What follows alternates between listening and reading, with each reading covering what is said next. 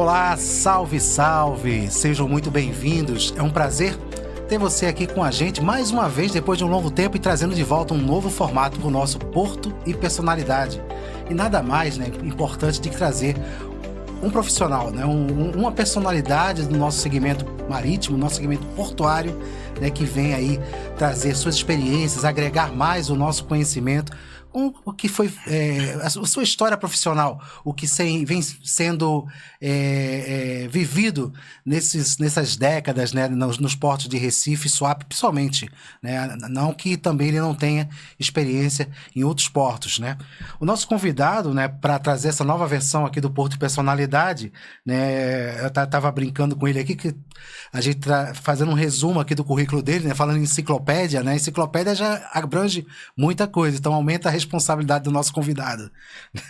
Mas com mais de 40 anos de CAIS, ele é engenheiro civil, de formação com especializações em gestão logística e estratégia, além de um MBA em portos e logística empresarial. Sua trajetória mistura a prática do chão de cais com a alta gestão. Atuou como gerente de operações e planejamento em grandes players, também atravessou fronteiras, trabalhou no processo de implantação operacional no porto de Guayaquil, no Equador. Também esteve no porto de Pecém, também na implantação de um terminal no porto de Pecém. Atualmente ele divide o tempo na arte da conferência nos portos de Recife e Suape, fazendo também consultoria portuária, em salas de aula também, em algumas instituições, inclusive o OGMO, em que ele também é professor de assuntos relacionados à área portuária, também é professor do IBMEC, Então, além disso, ele faz a parte ele é conselheiro do CONSAD no Suape, Ele também tem a parte de decisões estratégicas nesse conselho. Então, eu estou aqui trazendo no nosso Porto Pessoal, estou até um pouco nervoso, vamos dizer assim, porque a responsabilidade é muito grande pelo nosso convidado, Então, eu quero agradecer o nosso amigo Severino Freire Aires por ter vindo aqui participar do nosso Porto e Personalidade com um novo formato, dessa vez assim, não online, agora frente a frente, podendo apertar a mão. Com certeza. com toda a energia, O nosso amigo Severino Freire Aires, que a gente conhece simplesmente por Bio, mas não é B-I-U, É B-I-O, que é Bio é de vida, não, Bio? Então, seja muito bem-vindo, eu agradeço a sua presença aqui no nosso podcast Porto e Personalidade, você que é uma personalidade que eu admiro, tanto como pessoa, como profissional. Montes, você me deixou numa responsabilidade incrível, tá? Eu tô aqui quase sem poder falar, porque tanto você me elogiar, eu já tô achando até que eu sou pior do que os outros. Eu acho que isso aí foi para tirar o feio, Mas, brincadeira à parte, muito obrigado por ter me convidado. Obrigado pelas palavras que você me acolheu. E estamos aí, à sua disposição, para que você possa perguntar dentro daquilo que a gente pode responder, se dentro do meu conhecimento, trazer as respostas que você queira ouvir e passar a minha experiência para as pessoas que também vão ver e ouvir esse nosso encontro de hoje. Eu que agradeço. Realmente, com certeza, todas as respostas, todas as perguntas terão respostas. Pode ter certeza disso, Porque realmente, eu acho que é importante esse momento em que a gente está trazendo aqui para a nossa audiência, para quem acompanha o Porto Personalidade, acompanha o Conexão MTZ, a preocupação que nós temos em trazer para a sociedade toda a cultura portuária, todos os segredos, Muitas coisas acontecem por trás do muro de uma área portuária. Então, vocês não têm noção. E trazendo profissionais como o nosso amigo Bill, isso aí vai enriquecer mais ainda. E a pergunta base, não tem como ser diferente, Bill. Porque eu falo por mim. Eu fui arremessado dentro da área portuária, Eu acho que foi onde nós conhecemos há alguns anos atrás, não precisa entregar a idade, Mas alguns anos atrás nos conhecemos na Caravel, serviço de container em Suape, eu na área administrativa, mas depois eu fui para o operacional, Mas eu fui arremessado na área portuária, Acabou eu sendo contagiado né? Pelo trabalho. E o amigo Bill, né? O amigo, se era Bill na época, não sei se era só Severino Aires, como chegou no momento portuário? Como o Porto chegou para você? Bill é desde que eu me conheço de gente, tá? Colocam um nome, mas chamam pelo apelido. Então, às vezes, como me tratam pelo nome, eu imagino, né, que nem seja eu até eu perceber que estão me chamando. Então, eu fui para a área portuária por acaso, tá? Eu era recém-formado em engenharia, professor, eu sou professor desde a época de segundo grau, né, em que você tinha o segundo grau, tentava dar aula no primeiro, né, naquela época havia possibilidade disso, e como universitário eu dava aula a nível de segundo grau, há muitos cursinhos na época que tinham por aqui, e que já demanda, eu acho que aí mais de 50 anos, eu acredito, até porque só na área portuária eu já estou com 43, 44 anos agora. Nesse contexto, tá, eu ouvi falar de um concurso para uma função no Porto que eu desconhecia.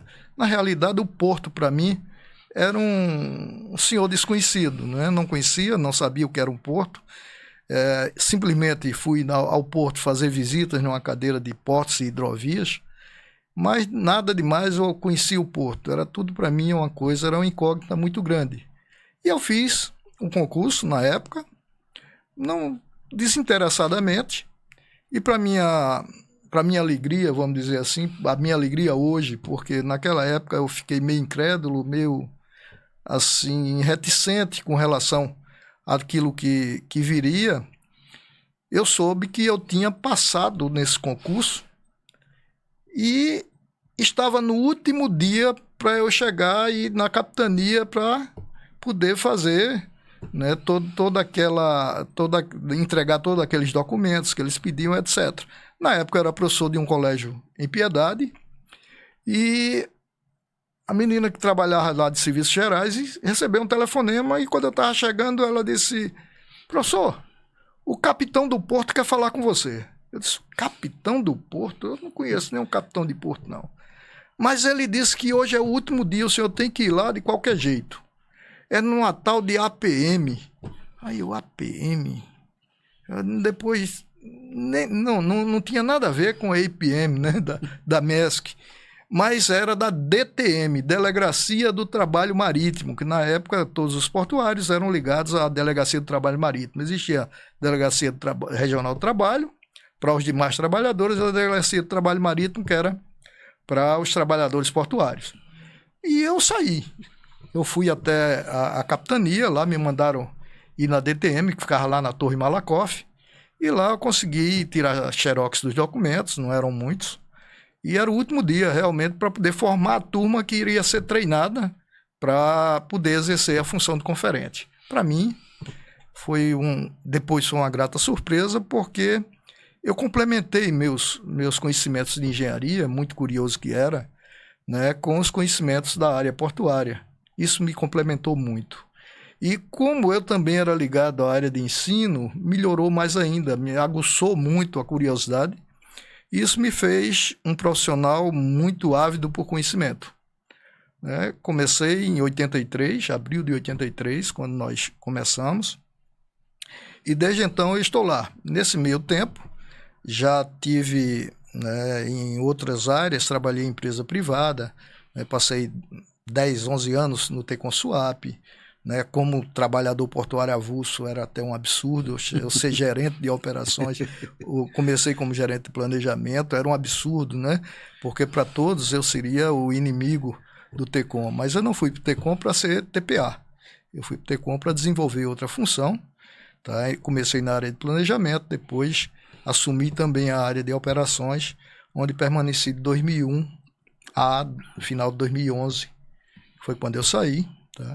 E depois dessa saída eu aceitei o convite de implementar um terminal retroportuário em Pecém.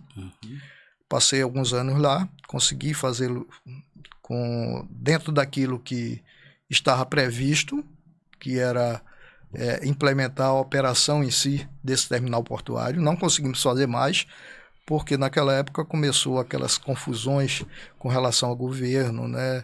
Refinarias que iriam ser construídas, deixaram de ser construídas, e outras coisas mais. Começou aquela questão, uma recessão, né, grande no mercado, e com isso daí eu voltei para Recife, né? Voltei para Recife, e de lá para cá continuo, né, nas outras atividades paralelas que eu faço, mas a minha atividade principal é como conferente de carga.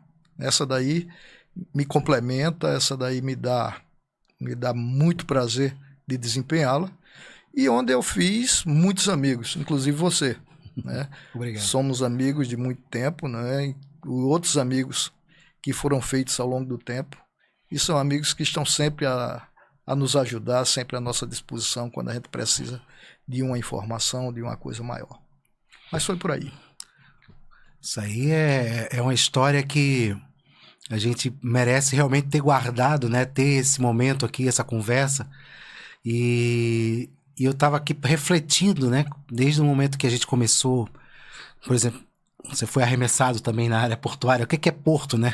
O que é isso? Exatamente. A primeira pergunta é essa, né? O que é porto? É da época que a gente viu um container da Hamburg Sud e achava que era cheio de hambúrguer. Exato. O pessoal ainda às vezes comentava, né? Qual é a cor do container, né? É um vermelho, é um azul, um amarelo, né? A gente ficava muito brincando com isso, com relação a isso também. Mas assim, olhando um pouco para trás, Bill, hoje a gente tem uma diferença muito grande, né, do trabalho. Eu lembro que quando eu trabalhava na operações lá na Caravel, e o plano de carga, o plano de embarque, né, o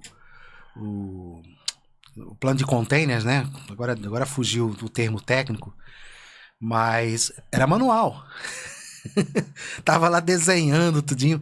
Então, daquela época para cá, hoje você tem praticamente a inteligência artificial trabalhando no carregamento de um navio de container, né? Você pega lá a numeração do container, peso, carga, destino, origem, e ele consegue trabalhar isso aí, né? Mas trazendo para hoje aqui, quem está acompanhando aqui a nossa conversa aqui, o nosso Porto Personalidade, o que essa trajetória desde o seu início na área portuária até o que acontece hoje, quais as suas surpresas de evolução, o que melhorou e o que de repente possa ter ser mais complicado hoje em dia? Qual seria essa etapa de evolução? Até porque quem não conhece Porto é uma coisa, mas para quem conhece, está hoje, né, trabalhando na área portuária, não tem nem noção do que era um telex, do que era até um fax, que é mais recente. Bem, Montes, na realidade, se eu for falar de Porto desde que eu entrei para agora, seria, eu acho que muitas horas para a gente conversar sobre isso. Vou me ater pelo menos à área de conferência de carga, que é aquela atividade a que eu pertenço, tá? Com relação à conferência de carga, quando nós, minha turma, a turma aprovada no concurso de 1982 e que ingressou no Porto em 1983, quando nós chegamos ao Porto, ao sindicato dos conferentes, porque nós somos ligados a sindicatos portuários, né? Toda e qualquer atividade portuária tem no seu bojo sempre um sindicato portuário que representa aquela atividade, né? Sindicato de estiva representa estivadores, sindicato de capatazia representa arrumadores e portuários aqui em Pernambuco, né? Na maioria dos outros estados só tem uma categoria, só tem uma profissionalização para isso.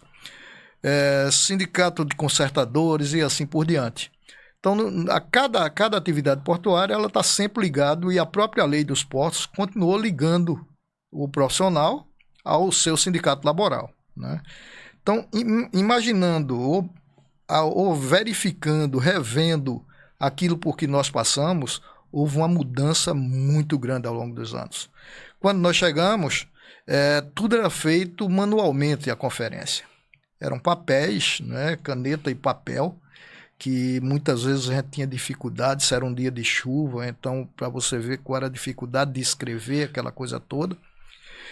E nós, né, por estarmos chegando com a vontade de melhorar a coisa, já pensamos em ter formulários próprios, que não existiam, era um caderno normal, uma folha de papel normal, uma folha de papel ao maço, que se escrevia naquela época, depois passava limpo, como se falava na escola, tá, para poder entregar os relatórios, mas nós já começamos a imaginar em ter uma uniformização nas informações, né? Ter pelo menos um padrão.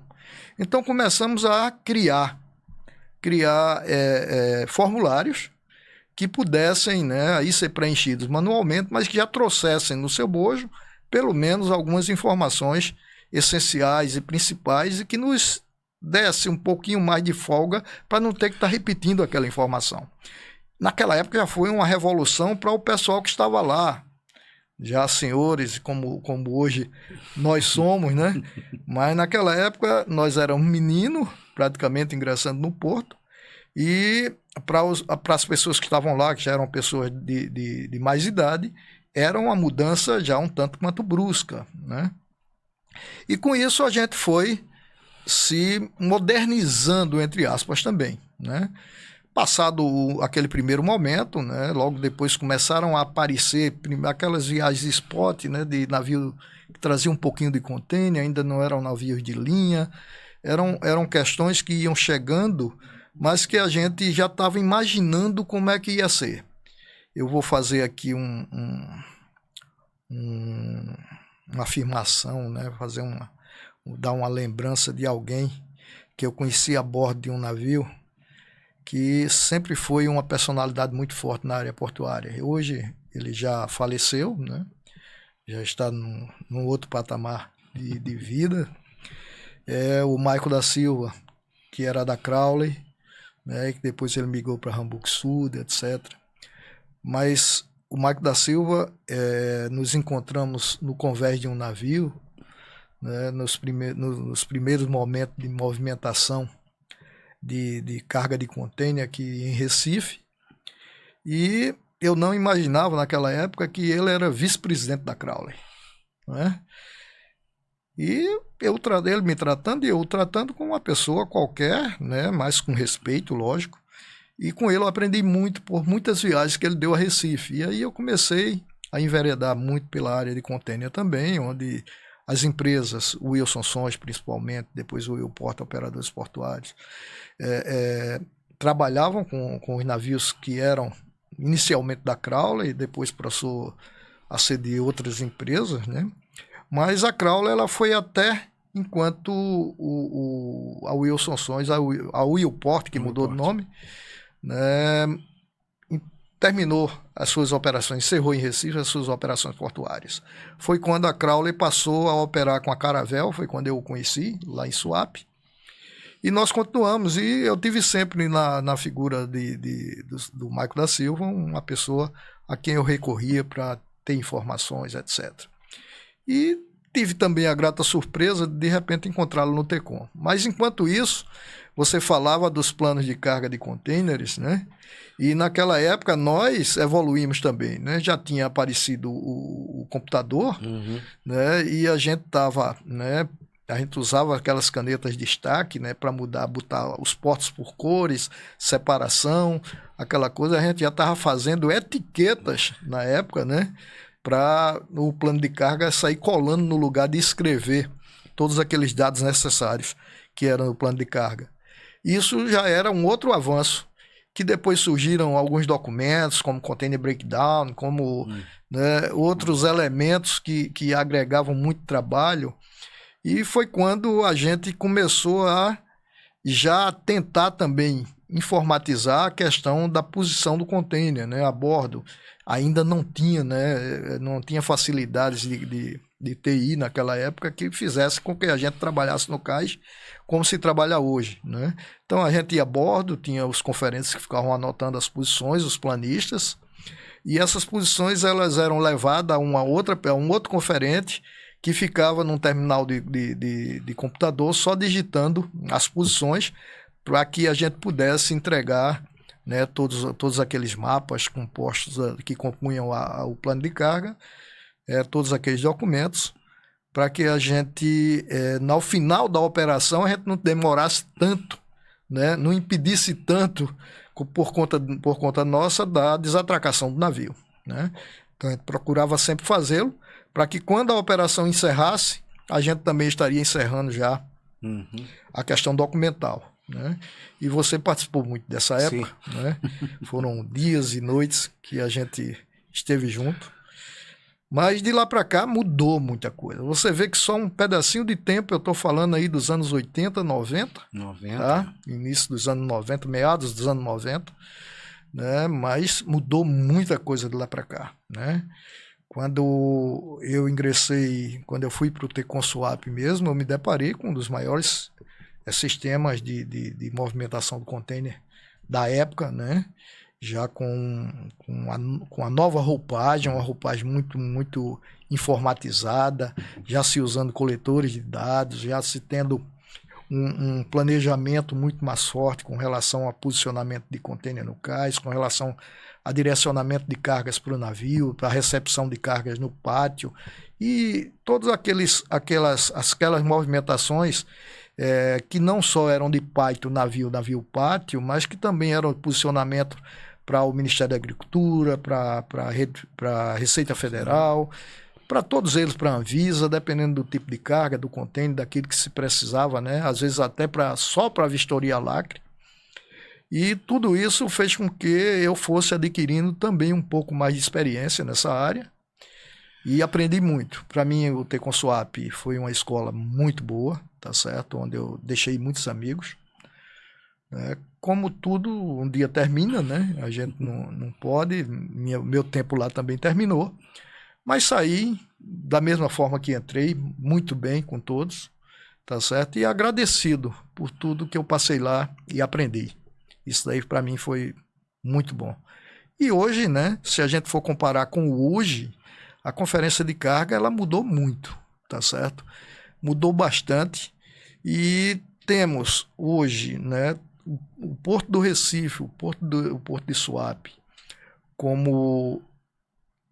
apareceu como um embrião de um sistema de informatização que eu, vamos dizer assim, encabecei, na realidade. Quando eu saí do Tecon, um diretor do sindicato me chamou e disse: olha, cara, eu estou precisando de mudar. Tá? A gente está naquela mesmice, sem conseguir avançar. E naquele momento ele perguntava: o que é preciso para a gente mudar também?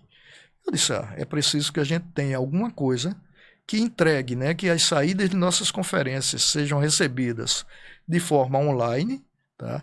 Que sejam colocadas para todos os operadores, para toda a comunidade portuária de maneira fácil, de maneira rápida, com segurança, lógico, né? Tudo tem que ter segurança, tudo tem que ter fidelidade à nossa conferência. E ele disse: você seria capaz de tentar desenvolver algo? Eu disse: não. Porque primeiro eu não sou programador, não sou analista de sistemas, mas eu conheço o que é conferência. Então eu sei o que deve ser feito para uma conferência e sei como é que ela deve ser feita para que a gente possa ter saídas que sejam necessárias e sejam robustas na sua informação. E aí nós contratamos uma empresa de Vitória, que ainda hoje está conosco, e desenvolvemos o primeiro momento um sistema para containers, porque estava chegando uma empresa de containers no Porto do Recife, né, como a Hamburg Sud também, numa época em que saiu do Tecon Suap por conta daquelas questões. A Gulftainer, né, Recife? Foi a Gulftainer. Né, mas antes dele, a própria Hamburg Sud passou alguns meses trabalhando, houve um rompimento, né, com o Tecon Suap, já em relação à questão do trabalhador avulso, aquelas questões todas. E ela saiu de Suap e veio para Recife, e naquele momento a gente começou a desenvolver, né, aquele sistema para atender os navios que estavam aí em Recife. Logicamente, como naquela época funcionário do Tecon, eu não podia estar à frente das operações como um todo, mas o desenvolvimento da ferramenta, aí sim, eu estava nos meus momentos de folga, eu estava lá junto do programador, junto do analista de sistema, perguntando ao operador o que era que ele necessitava e tendo, né, já conhecimento de muita coisa, já que fazia bastante tempo que eu estava já no Tecon Swap. Depois disso veio a Gulften, né, veio a Maestra, também saída do Tecon Swap. A Gulften não, a Gulften foi algo que veio como um temporal, né? Caiu de repente, alagou tudo e foi embora, a água escoou.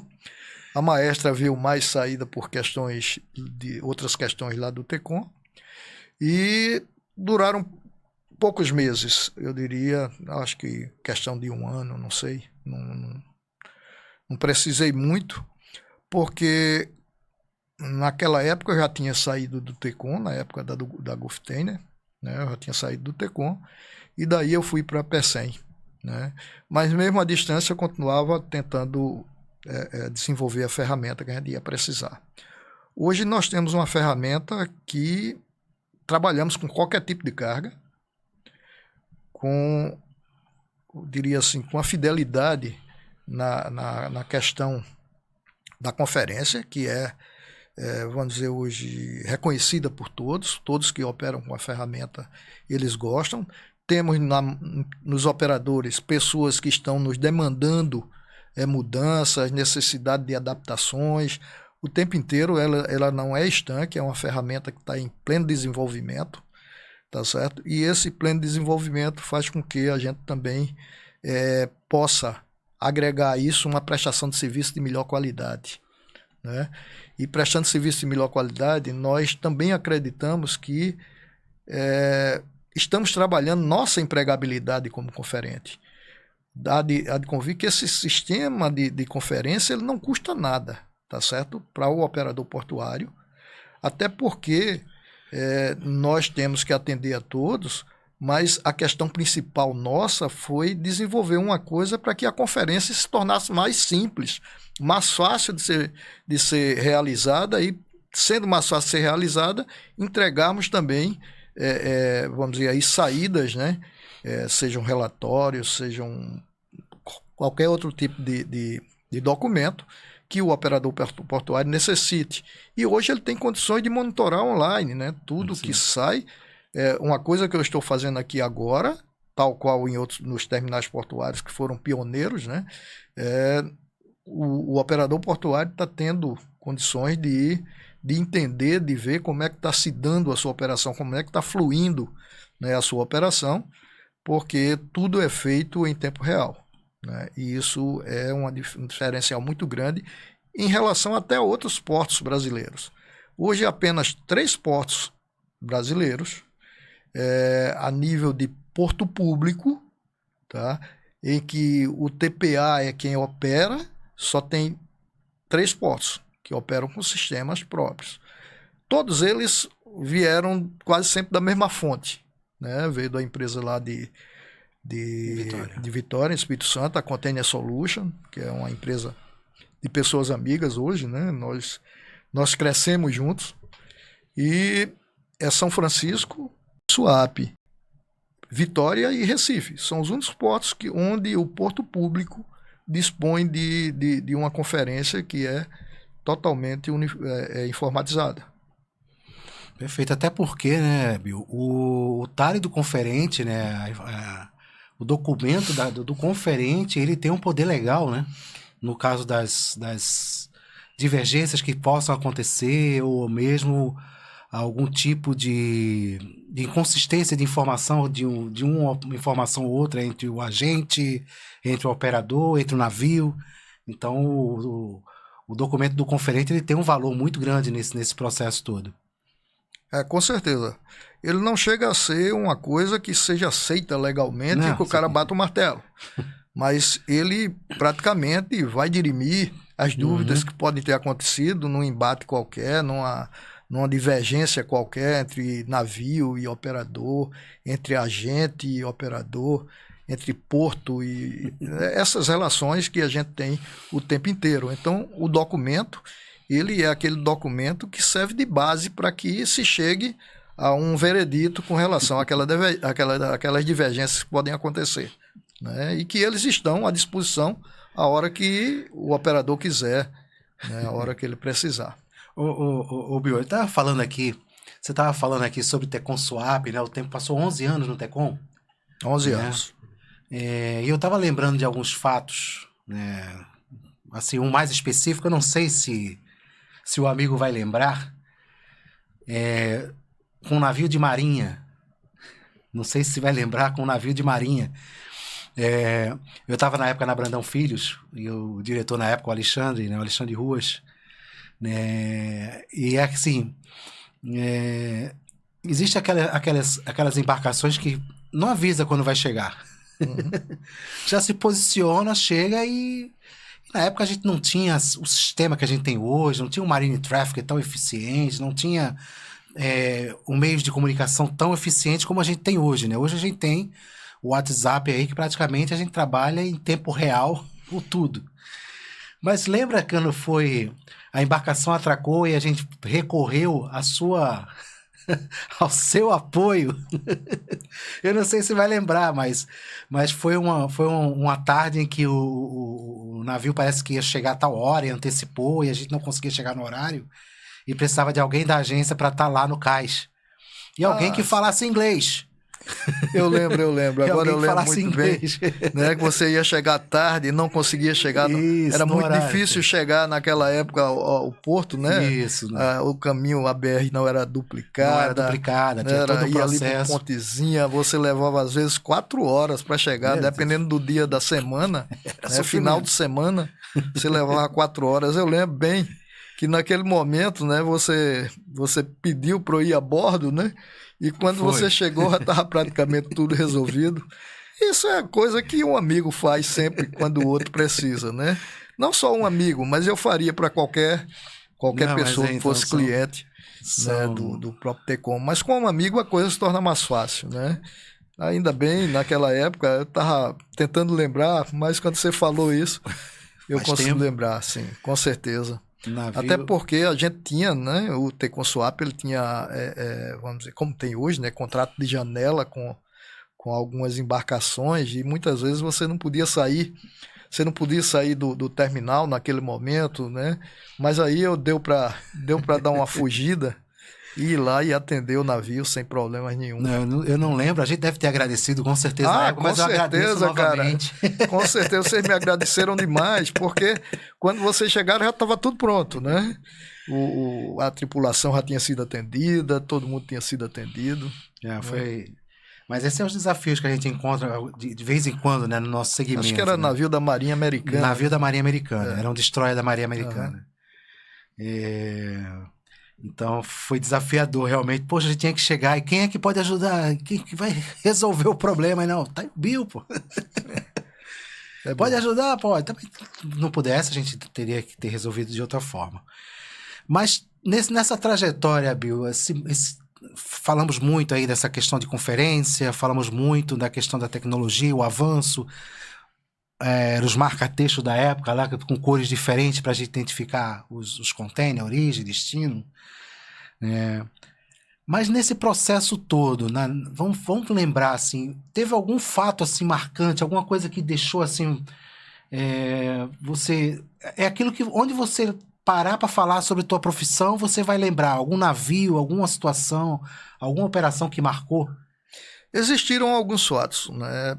Muitos fatos já aconteceram, né?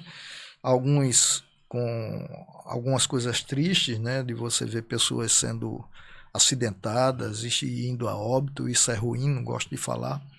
Mas teve um fato muito interessante no Porto de Suape, quando eu ainda estava no Tecom, que teve um navio que estava vindo, né, com suspeita de que o contêiner estava em um processo de combustão, né? E madrugada, naquela época, o navio, lógico, você tem que atendê-lo no próximo porto que está passando, né? As convenções de salvaguarda da vida humana no mar diz que você tem que atender, não tem jeito. Então, o próximo porto, ele já tinha passado por Pecém, e o próximo porto seria Suape. E havia desconfiança de que não só 1 ou 2 contêineres estariam em combustão, mas que poderiam estar também alguns que estavam dentro do porão, underdeck.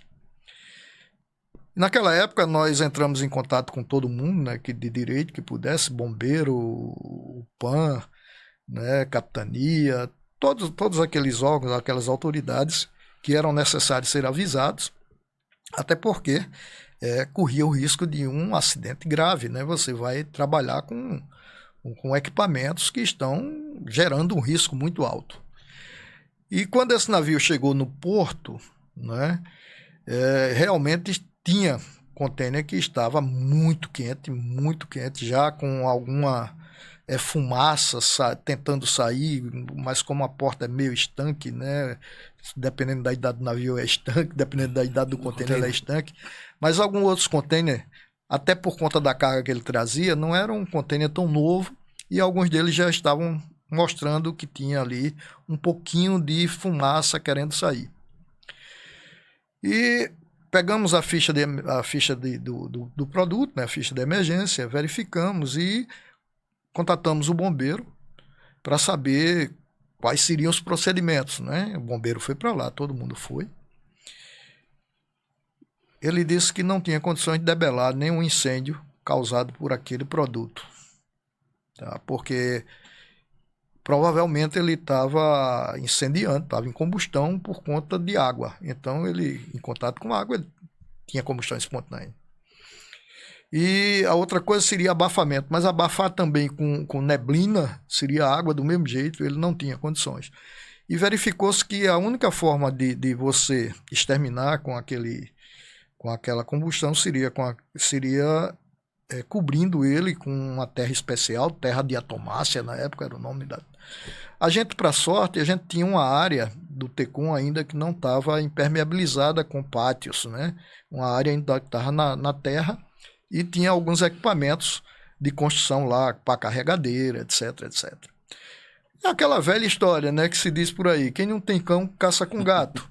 E a gente não tinha a terra específica para abafar o container e extinguir, né, o fogo.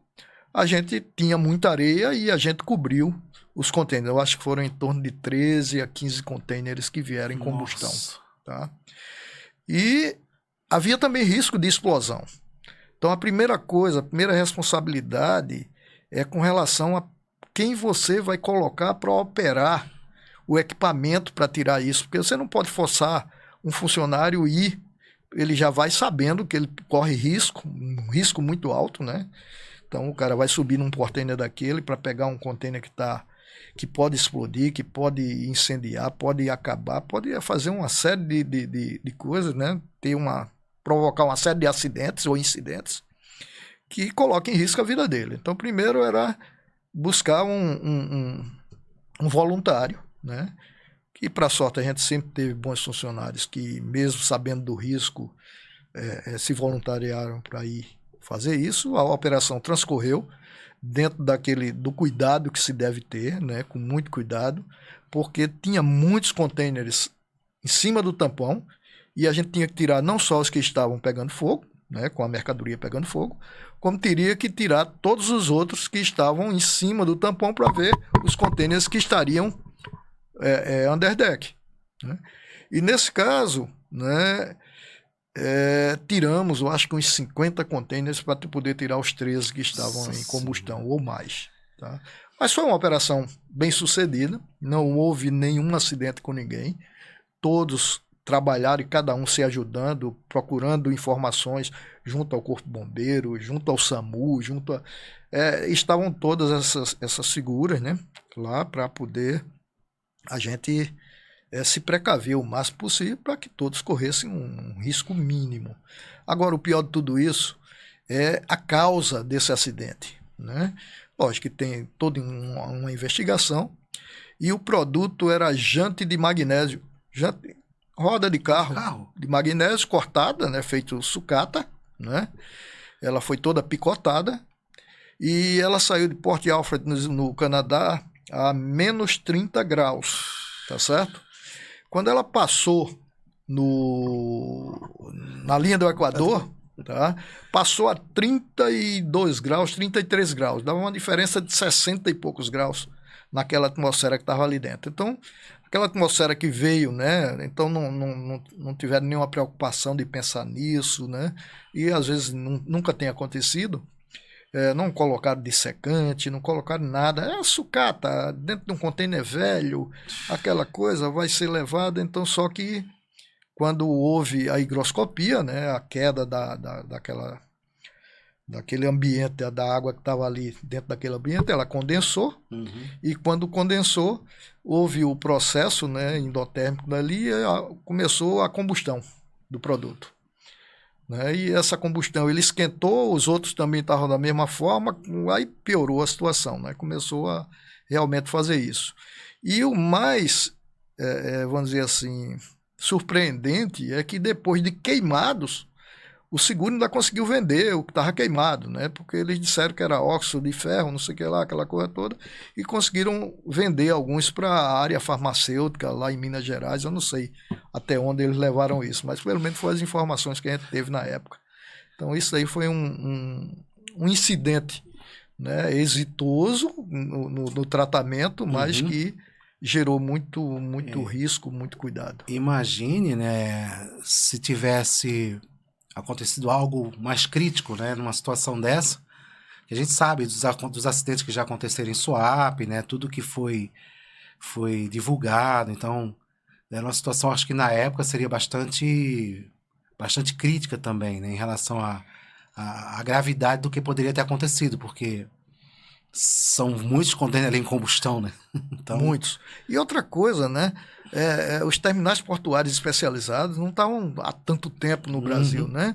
O Tecon Suape foi o segundo, né? Depois da Santos Brasil. Então, naquela época, era você estar trabalhando muito, né? Com a idoneidade daquela coisa, né? Com o nome, né? A marca daquilo que se queria mostrar, né? Da melhoria que ia acontecer com relação à operação portuária, né? Toda uma mudança, né? de equipamentos, de procedimentos, de processos de uma forma geral. Comportamento em né? geral. E de comportamento, o treinamento que tinha que ser dado para cada funcionário, diferenciado em relação aos outros, porque você estava tratando agora de um terminal que queria despontar como um dos grandes terminais do Brasil, e que chegou, né, tá aí ainda com o seu nome aí muito bem colocado, né, agora com a concorrência da APM Terminal, que vai acontecer agora no segundo semestre, mas eu acredito que o Tecon ele vai dar a volta por cima, com certeza, e vai conseguir uma sobrevida.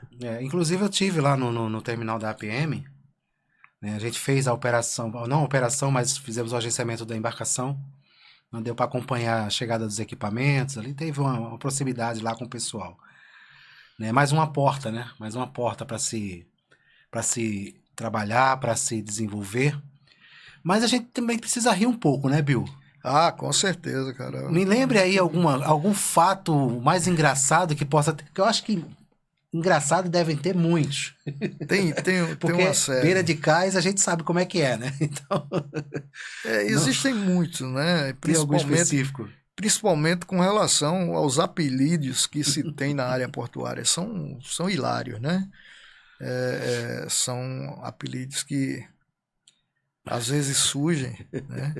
E surgem quando você olha a pessoa que para quem foi batizado com aquilo ali, você imagina que é realmente aquilo que o cara deu, né? Descreve o corpo, o jeito, o gestual, descreve aquela pessoa muito bem. Mas tem muitos agora, não está me ocorrendo nada assim, mas existem muitos fatos que são hilários.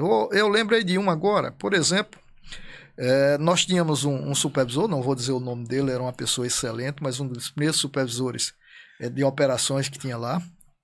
E naquela época a gente operava, né, com os portainers, aqueles portainers antigos, né, os navios maiores, e com os guindastes de bordo a gente operava os navios menores, como aqueles navios na época era da Vale do Rio Doce, né, da Doçonave, né, era os frota, Eu acho que era, não sei se era Frota Macau, Frota Manaus, que eram uns naviozinhos bem pequenininhos, e que se operava com guindaste de bordo, né? E eu tô no almoço, né? A gente almoçava lá no Tecon, no restaurante do próprio Tecon, e de repente chega o supervisor esbaforido, né? Porque alguém tinha deixado de liberar um twist lock daquele, né? Quando o cara puxou, ele ficou preso por um corner fitting daquele, e o container rodou, e ele estava na borda do porão, da proa do navio, e ele ficou pendurado, caindo para o lado de mar, tá certo? O cabo, né? Na época a gente operando ainda com cabo, com uma coisa desse tipo, ele ficou pendurado, quase pendurado, caindo do equipamento de bordo. E o supervisor chegou na carreira lá e... Bill, o que foi que houve, fulano? Ele disse, rapaz, um container está quase caindo na água. Eu digo, o que foi que aconteceu? Ele me contou o que tinha acontecido e disse, vai lá, pelo amor de Deus, só Deus está segurando. Ele disse, o que é que você veio fazer aqui? Se era Deus que estava segurando, imagina o que é que eu ia fazer lá. Não ia poder fazer nada. E todo mundo riu naquele momento, né? Porque só Deus que está segurando. Eu digo, você quer que eu vá lá fazer o quê, cara? Eu não vou poder fazer nada. Vê a responsabilidade que te colocaram. Aquilo, né? Mas, no momento, o coitado só pensava no acidente que poderia ocorrer, né? E não estava com humor suficiente nem para perceber aquilo que eu tinha dito, né? E eu realmente não podia fazer muita coisa, né? Fomos lá, realmente, deu para tirar o container, deu para operar com muito cuidado, deu para puxar devagarinho para o lugar, porque aqueles navios balançavam demais, né? Mesmo ali, numa área abrigada, pelo tamanho dele, tudo, ele balançava demais, não tinha jeito, com o guindaste de bordo, na proa, era difícil. Eram operações, sempre ouvi falar que eram operações complicadas dos frotas, né? Passou depois de ser da Docinave, né? Era, Docinave. E aí depois acho que eles estão fazendo agora navegação interna, né? Não sei se existe ainda esses navios. Não sei, esse navio não sei. Eu sei que eles mudaram muito, né? Até porque depois se transformou login, essa coisa toda, e os navios se modernizaram, né? Ficaram maiores, né? E até começaram não mais a operar com guindaste de bordo, adquiriu novos portainers, e aí já dava para operar.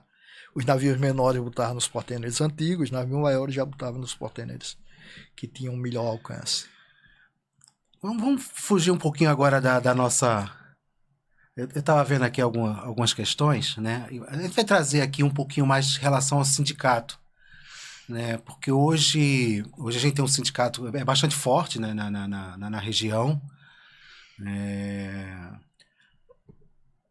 O que os trabalhadores tiveram de ganho?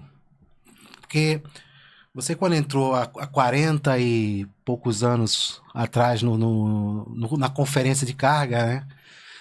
Acompanhou todo o processo, né? Porque envolve processo político, exige processos de grandes empresas também, né? Que chegam no Estado, se envolvem. Você acha que a gente teve uma evolução realmente na categoria?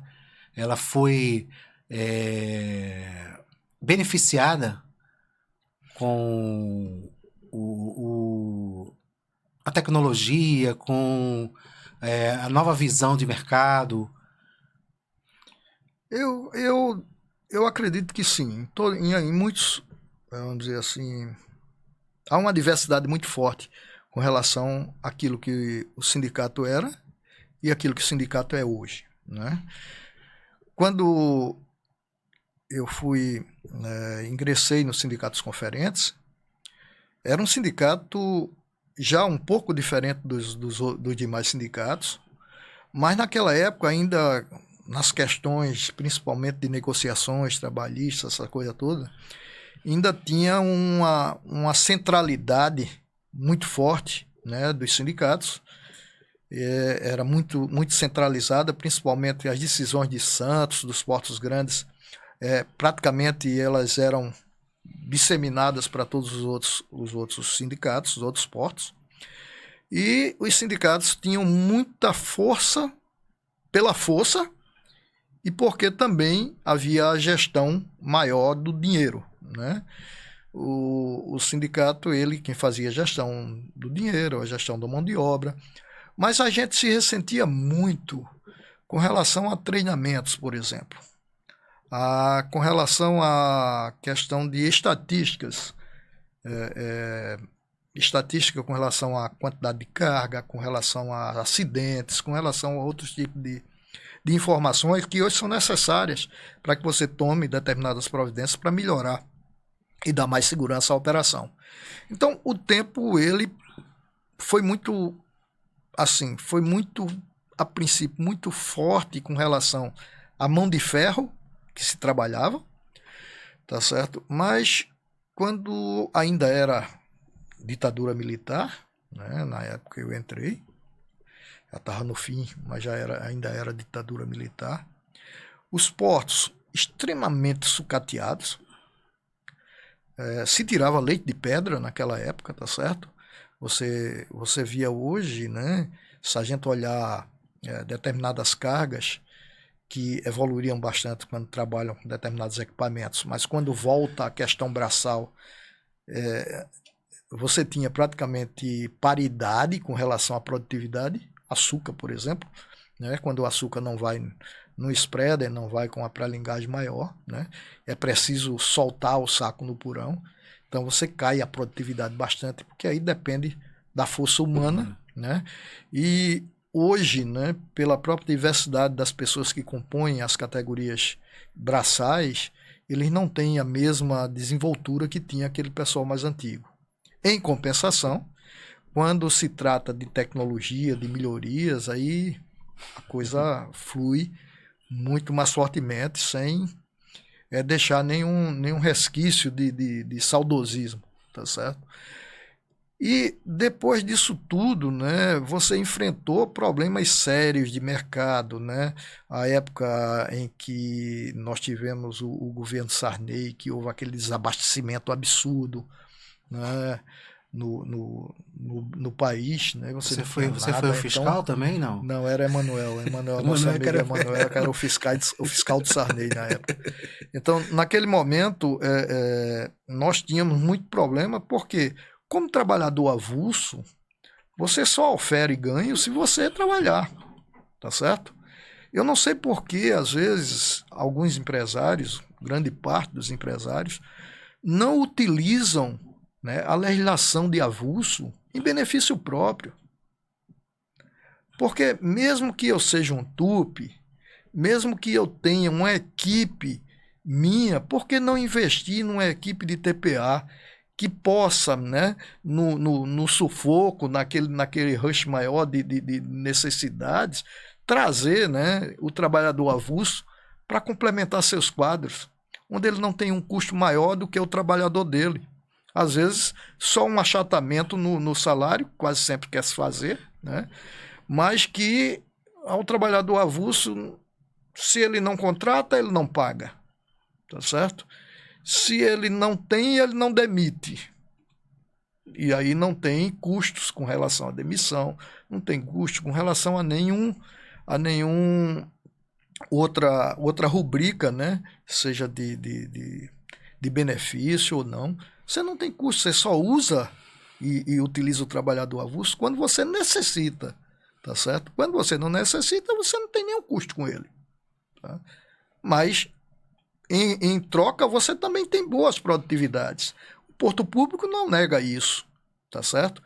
Agora, as pessoas, elas querem, normalmente, oferir melhores lucros.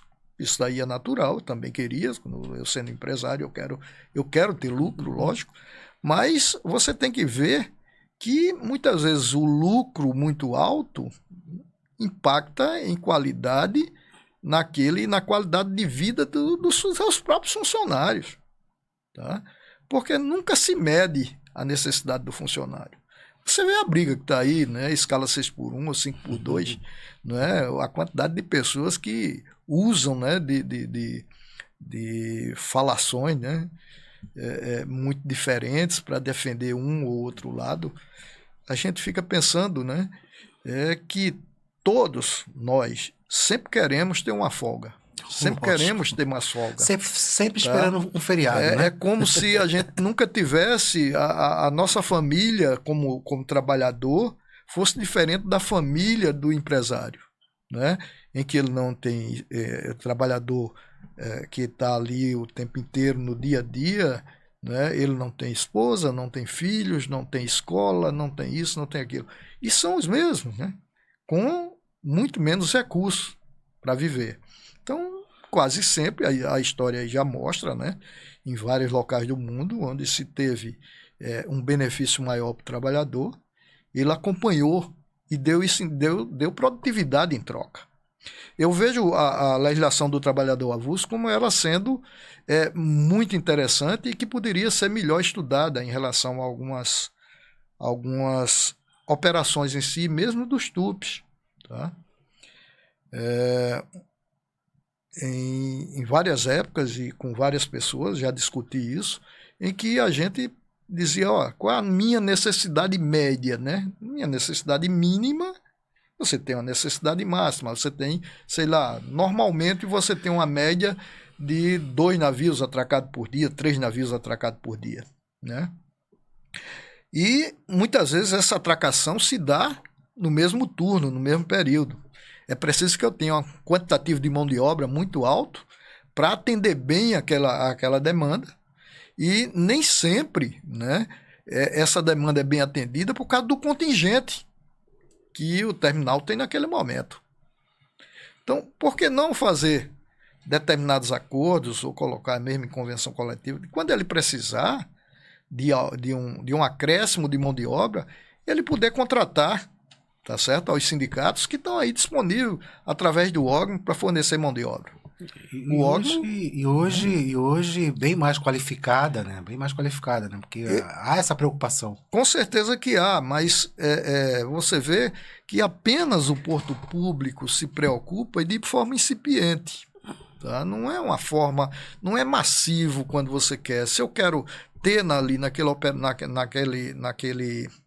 contingente de pessoas um conferente que seja mais do que um conferente, conheça totalmente as suas atribuições, investir em treinamento, em capacitação, em outras informações. Se eu quero um operador de equipamento, que eu invista em capacitação, lógico, e não precisa você contratar qualquer pessoa, porque a primeira coisa que diz, eu não mando na mão de obra. Não manda na mão de obra, mas só pode ir para requisitado para determinadas coisas se você tiver treinamento, capacitação para aquilo ali. Se você não tiver, você não vai ser escalado pelo órgão para aquilo. Então, se eu preciso de um motorista de carreta, eu só posso mandar alguém que saiba dirigir carreta. Uhum. Mas muitas vezes essas pessoas não têm a mesma habilidade de outros porque elas não trabalham diariamente. E essas pessoas necessitam de mais treinamento, de mais capacitação, para que ela se mantenha sempre ali no topo, né, do seu desenvolvimento. E depois de um tempo, tá certo? A utilização, se alguém testar esse tipo de utilização de mão de obra, eles vão ver que é salutar e vai dar lucro, com certeza, tá certo? Não precisa, os sindicatos estão abertos, com certeza, eu estou falando não pelos sindicatos, mas pela percepção que eu tenho dos sindicatos, eles sempre estão abertos à negociação com relação a isso. De poder dizer quais as condições, o que precisa, o que não precisa, como ele pode fornecer ou não, sem ter que a pessoa ir escolher. O grande problema da maioria do empresariado é que ele quer escolher José. E às vezes nem sabe quem é José. Tá? Eu quero João, mas eu não sei, nunca vi João na vida, mas alguém me disse, tá certo, que João era bom, né? E nem sempre João vai ser bom o tempo inteiro, né? Os trabalhadores, eles estão aí, da mesma forma que tem seus problemas na área do TPA, do Porto Público, também existem problemas quando você contrata, né, no mercado formal de trabalho. E aí o grande problema que só se coloca que é o salário, que é o ganho. E o trabalhador avulso não ganha tanto dinheiro. Não ganha, tá certo? Você for olhar agora, se um dia alguém ganhar muito, aí é motivo de notícia, né? Mas não significa dizer que hoje eu ganhei e amanhã eu vou ganhar, depois de amanhã, tá certo? Nós só oferimos algum ganho no dia que trabalha. Agora, é lógico que não há a mesma pressão que há no trabalho formal, tá certo? Mas os operadores de porto público sabem que pode se trabalhar e se trabalha muito bem e não há necessidade de estar procurando A, B ou C para fazer seus serviços. Perfeito. Fica registrado. Mas falando em ficar registrado, eu, por exemplo, eu não consegui herdeiros que tenha a mesma sensibilidade no sangue para trabalhar na área, mas o meu amigo aqui, Bill, tem aí o Renato, né? O Renato seguiu aí, não diretamente na área de operações portuárias, de conferência, mas o Renato hoje está em Santos? Não, está no Canadá. Ah, exato, está no Canadá, exatamente, é isso. Renato, ele ainda começou a trabalhar comigo, né, na realidade, ele queria um estágio, né? E como eu trabalhava com a Start Navegação naquela época, né, Marco Siqueira, e trabalhava também com a Wilson Sons, então eu propus a Marco não tinha espaço para ninguém, era uma empresa pequena, etc. E eu propus a ele o seguinte, ó, você vai dar um estágio para ele, tá? Eu vou pagar o estágio, agora você não pode dizer que sou eu que estou pagando, porque ele tem que se sentir que é útil e que a empresa está pagando a ele. Então, nesse momento, ele foi para a Start e eu me propus a ficar pagando o salário dele, já que a Start não podia. Mas, felizmente, o garoto gostava de fazer coisas. Primeiro, ele estava cursando Relações Internacionais na Estácio, naquela época era a FIR, né? E já estava deslumbrado com a coisa e ficou lá como estagiário da Start. E, para minha surpresa, não precisei pagar, porque Marco disse, não, quem vai pagar é a empresa, ele está dando retorno. Aquilo que ele está fazendo, ele está dando retorno. Então, não é justo que você pague o salário, já que ele está dando retorno para a empresa. Isso, para mim, foi um primeiro ponto que me deu assim, muito prazer. E logo depois, né, surgiu uma vaga na Wilson Sons para a área de agenciamento. Tá? Para onde ele foi, e onde eu tinha também muitos amigos, mas foi sem nenhuma interferência minha. Né? Logicamente, o pessoal sabia que era meu filho e me tinha uma deferência especial, mas ele foi por capacidade própria, tá certo? E começou a se desenvolver. Chegou a algumas funções dentro da própria Wilson Sons. Em determinado momento, ele foi trabalhar em São Luís, na Wilson Sons, como gerente da filial. Tá? Depois ele saiu para ser gerente de filial também lá, gerente Brasil em Santos, na... É Wilsman, né? Eu nunca pronunciei certo esse nome aí, é tão complicado. Mas é muito parecido com o Wilson Sons, né? WWS, né? Wilsman, alguma coisa assim. E que ele passou um tempo, mas aí ele teve alguns problemas de relacionamento com os diretores, etc. Não estava se batendo muito bem. E ele disse, olha, tá na hora de eu partir para uma coisa maior. E eu disse, mas meu filho, você está numa posição que é invejável. Ele estava como gerente Brasil, né? E como gerente Brasil, ele tinha uma coisa, disse, mas não adianta eu estar como gerente Brasil hoje, tá? E amanhã de manhã o meu diretor me demite porque houve um problema aí que ele não aceitou a minha opinião e eu estou demitido. Aí eu vou ser gerente de quem? De ninguém. Então existe uma oportunidade no Canadá e eu vou para lá. Mas tá bom, boa sorte, faça bom proveito. E ele foi, ele e a esposa, a filhinha pequenininha. E começou com um armador, trabalhando com um armador lá, é um pouco diferente das relações aqui. E logo em seguida, ele foi morar no Quebec, foi para Montreal, né? Ficou muito, mas às vezes ele dizia, estou viajando demais, estou aguentando esse armador, porque tem dia que eu viajo 12 horas seguidas de carro para chegar num outro porto, né? E isso está me desgastando demais. E além de tudo, ele disse que mão de obra lá é um pouco difícil. E as pessoas não. As relações de trabalho são um pouco diferentes e eles têm dificuldades com mão de obra realmente, principalmente na área de agenciamento marítimo. Então ele saiu, partiu para um outro recebeu uma proposta de outro, onde hoje ele está, né? Está como gerente Quebec, né? Da província. Está morando na cidade do Quebec também. Graças a Deus ele está bem, disse que não vai voltar, né? A não ser quando se aposentar, mas que virá ao Brasil sempre, porque ele não deixa de gostar daqui. Mas hoje ele tem um problema, que a filha dele não quer vir mais, tá certo? Ela já está uma adolescente e hoje ela não quer mais vir, né? Ficar, pelo menos quer vir só passar férias. Passa férias, ela gosta, mas depois já fica, quando está no final de férias, já fica pedindo, vamos embora. Meus colegas, não sei o que, aquilo tudo que a gente tem quando é criança, né? E que aqui ela não tem. Primeiro que só tem velho, né? Os avós, né? Os tios, etc. E isso daí faz com que ela sinta falta do dia a dia dela lá, apesar da vida lá ser um pouco inóspita, né? Você passar não sei quantos meses a menos 20, menos 10. Nossa. Como ele disse, às vezes vai sair de manhã de carro e tem que tirar 30 metros cúbicos de neve de cima do carro, porque eles que além da neve que cai obrigatoriamente em cima do carro, os caminhões que fazem a limpeza das ruas, quando passa jogando as neves em cima do caminho, dos carros que estão, porque lá dificilmente são cidades antigas, não tem garagem, são estacionamentos externos, a maioria. Então, com isso daí, eles têm uma dificuldade grande com relação a isso. Mas fora disso, eu imagino. Ele está muito bem, graças a Deus. Apesar de não estar na minha área, eu dei graças a Deus que ele não fosse também. Pelo menos ele... Eu imagino, reclama, sim. Né? Sempre reclama, acha que quer mudar de área. Oh, rapaz, se quando tu estás.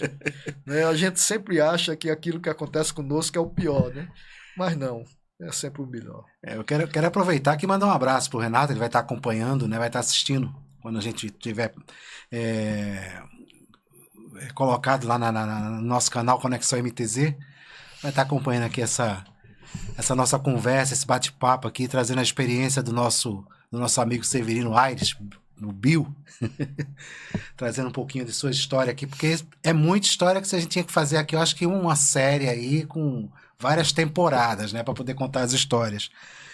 Mas como a gente já está chegando perto aqui do encerramento, Bill, vamos lá. Mais uma vez aí agradecendo a sua presença aqui, a oportunidade de abrir uma nova temporada, um novo formato do Porto Personalidade, dessa vez mais humanizado, mais próximo, né? Porque a gente aprendeu bastante na pandemia a conversar online. E isso enriqueceu a gente de qualquer forma. Mas nada melhor do que estar aqui. Esse bate-papo que a gente conversou antes de iniciar a transmissão, que a gente vai conversar quando terminar aqui a gravação, né? Mas vamos lá, antes de encerrar, a gente vai ter aqui um bate-bola, deixa eu ver aqui se eu encontro, mas antes disso, eu vou fazer uma pergunta aqui, acho que essa pergunta é um pouco mais difícil de responder. Vamos lá. Né, que depois de décadas de dedicação, né, tanto nos portos, né, de Recife, Suape e outras experiências ao redor do Brasil e fora do Brasil, né, o que o Porto representa hoje na vida do Severino Aires? O Porto, para mim, é uma redundância, é o meu porto seguro, tá certo? Ele representa a minha profissionalização maior, tá certo? Representa aquilo que me dá sempre mais motivação de continuar aprendendo, de continuar passando, porque eu acredito que, como professor que sou, eu sempre me completo quando eu consigo passar alguma coisa para alguém que ainda não tem aquele mesmo conhecimento, não tem aquelas mesmas respostas que eu já tenho. Tá? Então, o Porto para mim significa a continuidade de uma vida que ainda tem muito para acontecer e que ainda eu tenho muito a contribuir e tenho muito a aprender. Isso para mim é o Porto, tá certo? Estou engajado agora mesmo, né? Estou engajado com o treinamento do pessoal que entrou numa seleção, né? Uma seleção para várias atividades. Quando terminei um treinamento com 27 estivadores, onde eu falei muito da minha experiência, da troca e aquilo que eles necessitam conhecer para começar na atividade, começar com segurança, começar com o pé no chão, tá certo? Não acreditar muito naquilo tudo que se fala por aí, né? Se fala demais e se faz de menos. E deixando bem claro que dentro de tudo isso aí, para mim, teve uma coisa que foi muito boa e que me guiou, que não foi apenas uma entidade de classe. Para mim, ele foi muito mais uma escola profissional, que foi o Sindicato dos Conferentes. Com meus colegas, através de aprendizados com outras pessoas, por intercâmbio, né? Hoje eu faço treinamento com o Ogmo Cabedelo, faço treinamento com o Ogmo Natal, SWAP Recife. Isso também me enaltece em sempre ter uma receptividade boa, sempre poder passar aquilo que eu conheço e dizer para você o seguinte: o Porto é onde eu quero estar todos os dias. É onde eu estou próximo dos amigos, onde você dá as melhores risadas durante o dia, né? Com certeza. E de onde você sai com a certeza de que aquilo aconteceu de acordo com aquilo que você previa e que estava disposto a fazer. Isso para mim é o Porto. Excelente. Inclusive, às vezes que eu vou no Porto, estou lá vou nos navios, vou acompanhar as operações e que o amigo Bill está lá, eu faço questão de lá cumprimentá-lo.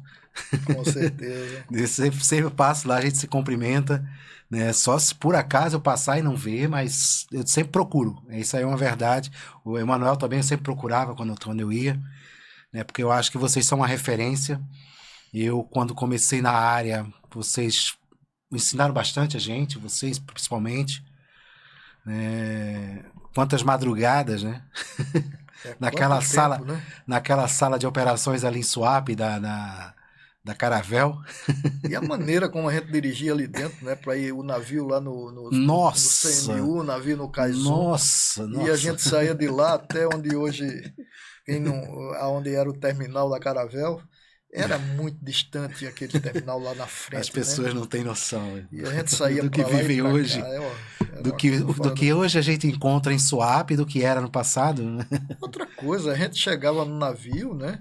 E só saía quando o navio terminava. Exato. Dependendo da jornada, se estendia por 24, 36 horas. 48, não tinha moleza. Né? E ninguém reclamava, né? Sem se alimentar direito, né? Eu hoje não aguento mais, não. Hoje, se perguntasse, eu dizia, deixa aí as escalas que o Ogmo conseguiu aí colocar pra gente, né? Porque o Ogmo também foi um benefício muito forte. Sim. Né, em relação à gestão de mão de obra, em relação a você ter qualificação, em relação a você ter estatísticas. Você, na época que eu entrei, você não sabia quantas pessoas tinham se acidentado no ano, não sabia quanto de carga tinha sido, porque essas estatísticas se perdiam. Não existia Mesmo que preocupação. existia uma registrada, mas não existia uma estatística mais forte com relação a isso. Então, eu acho que o Ogmo também foi o advento de algo muito bom que aconteceu na vida do TPA. Tá? Com certeza. Existem atividades que eram, vamos dizer assim, tolhidas, né, no seu direito de financeiro, etc., porque não havia, né, um rigor e uma honestidade de pagar ao trabalhador como ele fazia a coisa. Né? A partir do momento que o Ogmo chegou, essa coisa praticamente aflorou. Foi ruim, vamos dizer, a chegada do Ogmo no primeiro momento para alguns sindicatos, mas para outros foi a tábua de salvação para os seus associados. Né? Então, para aqueles sindicatos que eram sindicatos corretos, etc., etc., se sentiu muito com a retirada da parte financeira do dinheiro, né? Mas para aqueles que não tinham nenhum escrúpulo com relação à gestão da mão de obra, né? Tirando até o ganho desse trabalhador, para isso daí foi uma tábua de salvação, tá? Hoje você tem o quê? Você tem uniformização, né? Você tem treinamentos, você tem saúde monitorada, você tem uma série de coisas que são benéficas, além do treinamento e capacitação, né? Que acontece, mas que eu ainda vejo que não tem a mesma velocidade que a gente gostaria que tivesse, como também não há muita aceitação de várias pessoas que não querem se capacitar e que alguns treinamentos que são obrigatórios você refazer, eles ficam reclamando, mas eu já fiz, é o mesmo treinamento. Não, os treinamentos não são iguais e cabe ao instrutor, cabe a quem está fazendo a gestão, abordar aquilo de uma forma distinta, né? Mostrar o que é que veio, o que é que melhorou, como melhorou, por que melhorou, quais os cuidados que se tem, para que a gente possa aí estar evoluindo junto com os demais. O porto público é essencial para a movimentação da riqueza brasileira que sai pelos portos. Exatamente. Mas vamos lá. Vamos bate-bola rápido? Vamos lá, se eu souber responder, eu tô aí. Não, eu separei aqui, é fácil.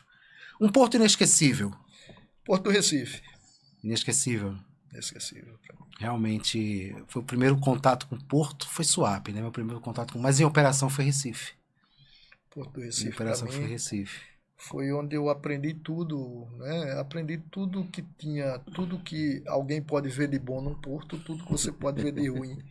E tudo como se pode, né, sanar problemas com relação a isso. Uma ferramenta que não vive sem. Hoje o celular, por conta do sistema de conferência que está no celular de cada conferente, sem ocupar espaço praticamente algum, tá?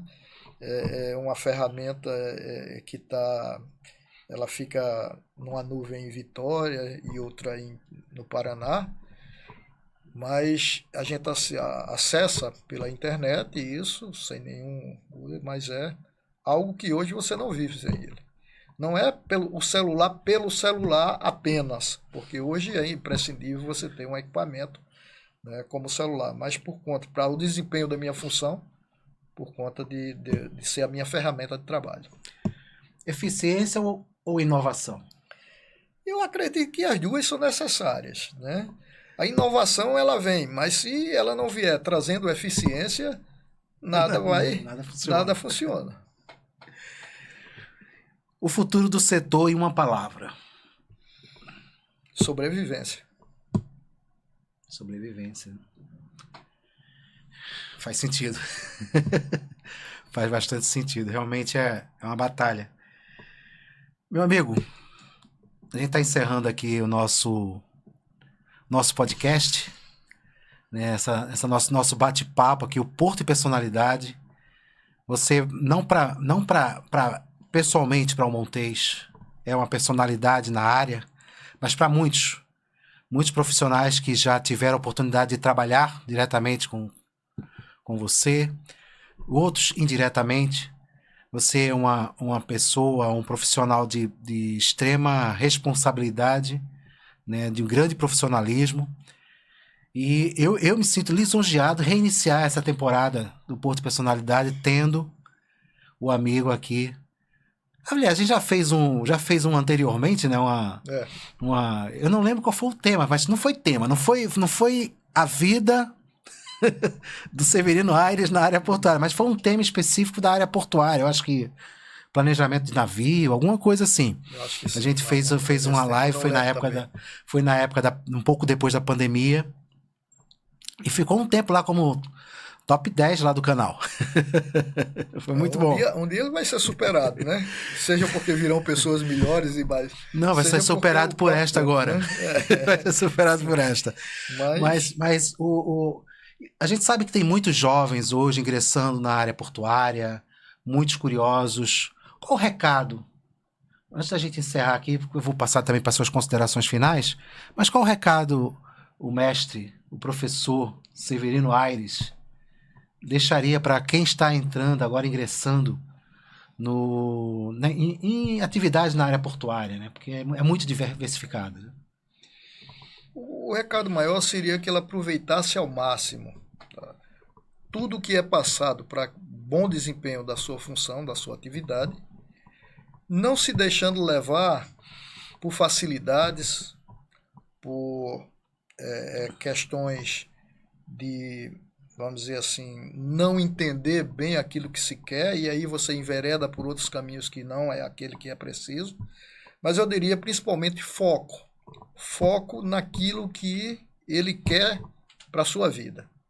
Foco em saber que aquela da necessidade que você tem para chegar ao ponto que você deseja. Então, foco seria a palavra principal. Perfeito. Então tá aí o recado do nosso amigo Bill, para você que está ingressando agora, é novo, né, na área portuária. Realmente o foco, né, a dedicação, entender realmente o que está fazendo, né, escutar quem já vem de muito tempo, porque hoje pode ser fácil, mas esse fácil não é tão fácil, né, Bill?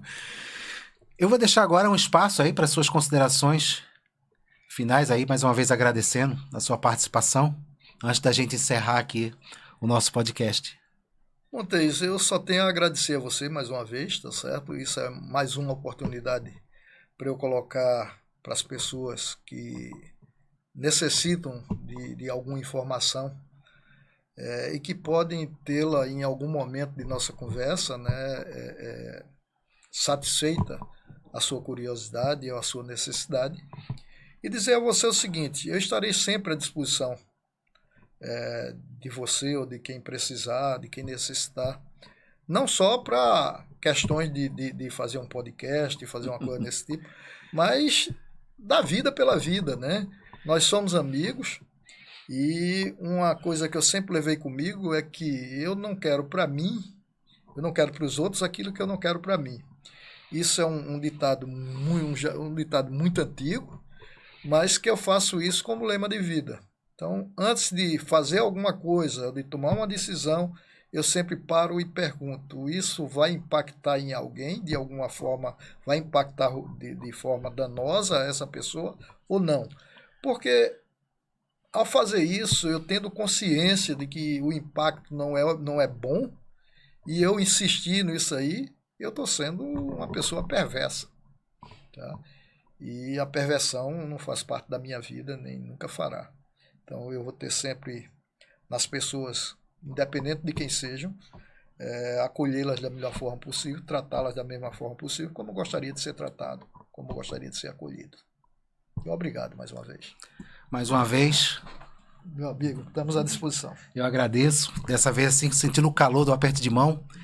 E você que está aqui acompanhando, né, acompanhou aqui a nossa conversa aqui com o amigo aqui, o Bill, o Severino Aires, né, contou um pouquinho da sua história, né, da sua vivência, como entrou na área portuária.